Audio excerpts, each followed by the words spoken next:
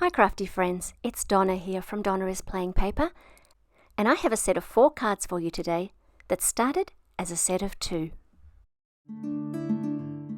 For those of you that are new here, I'm an Australian crafter who is living between Australia and Japan for at least the first part of this year and creating cards wherever I am. Today I'm going to be doing some rainbow colouring using some paper from the Urban Garden paper pack from Paper Rose Studio. Most of the papers in this pack have bold burgundies and reds and pinks, but there were a couple of beautiful black line images that I wanted to colour, and I'm going to do that 2 ways. First, by colouring everything except the image, and then later by colouring the images themselves. I've grabbed out a mix of pencils and put them in rainbow order, and I've had a little bit of a practice on the side paper to check that I'm happy with the flow of colours, and I made a couple of changes and took 1 or 2 pencils out after that little test piece. And now I'm going to go through and colour the background. For this card I'm using a fairly light hand, and if you find yourselves a little heavy-handed, one of the tricks that you can do is to hold the pencil much further back, and that won't allow you to press hard. It's a great way of being able to put down just a light layer of colour.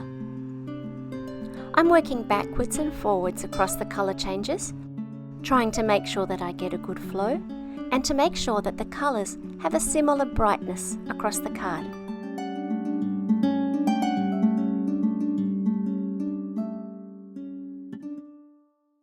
The coloured pencils that I have here are a mix of Polychromos pencils and Prismacolor pencils. I'm much less experienced with pencils than I am with, say, Copics or with watercolour, and it's interesting to feel the different texture of the pencils. The Polychromos pencils are much harder and firmer, and I have to be very careful with those pencils not to use too heavy a hand. The Prismacolors, on the other hand, are beautiful and soft and quite easy to colour with, but they do leave a little bit of powder on the paper, which I have to be careful to get rid of so that I don't smudge it. I like them both, they're just different to each other.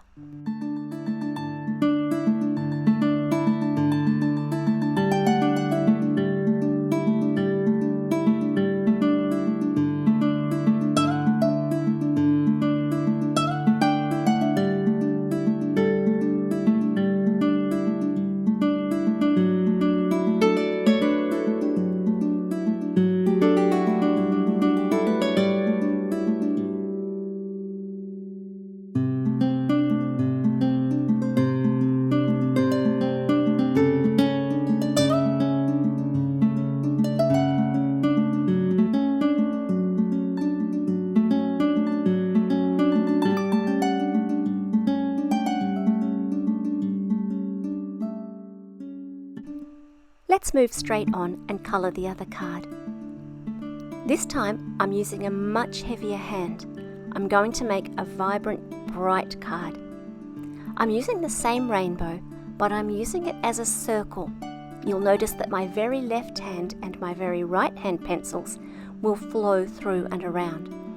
And what I'm doing is I'm starting with the greens for the leaves and working my way up and out in both directions, so that my leaves are mostly green, sometimes tending through into yellow, and sometimes the other direction into some blues. But by the time I get to a flower in my little rainbow pattern, that they are mostly purples and reds and oranges. I'm just going to show you a little bit of footage of that, but not the colouring of the whole card. The other thing that I have done is I've treated the image as one image, so when I get to the end of a leaf and jump to a flower, I'm just moving to the next colour. As I've coloured these bolder images, I'm still starting out with a very light hand and then just adding layers until the pencil is as vibrant as I want. That allows me to blend between the colours. Once you've coloured as dark as you can, then the paper's not able to take any more colour. And so you want to get to that point in stages.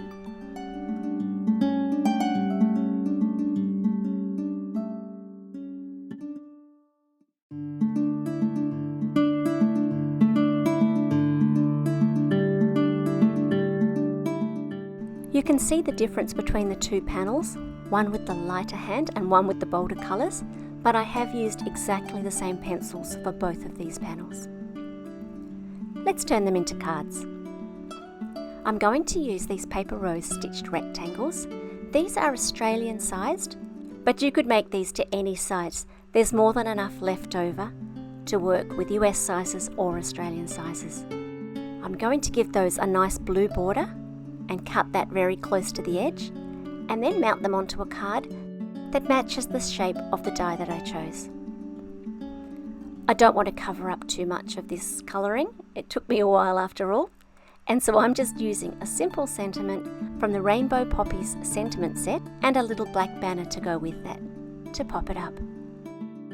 For the other card, the construction is the same, except that I've chosen a sentiment from the big black and white sentiment sheets that says Happy Birthday Friend. I've coloured around the edge so that you can't see the white core of the card and attached that, as simple as that. Here's where the bonus cards come in. Once I had used the dies and cut the paper, I had these beautiful little strips of paper left and I didn't want to waste them. I've used the same blue paper as a backing and stamped Happy Birthday. You can see that I have done the Happy Birthday stamping a few times to make sure that it's level using gridded paper before I stamp it onto my real card. And then I've added some enamel dots in rainbow colours just to stretch the design across the card and give it a little bit of movement.